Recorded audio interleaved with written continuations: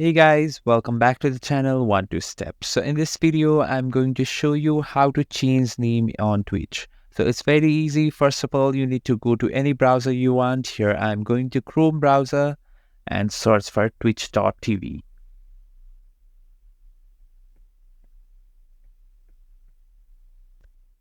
So this page arrives when you land on the link and go to the profile, and here you can see the settings here. And just scroll down a bit and you can see here username and display name and bio. So here you can just change your display name, customize capitalization for your username.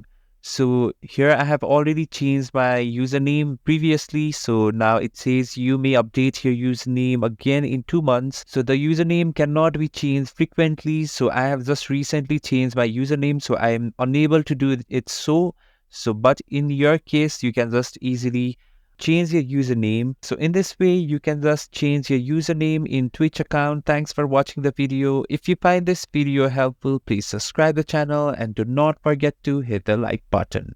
Thank you.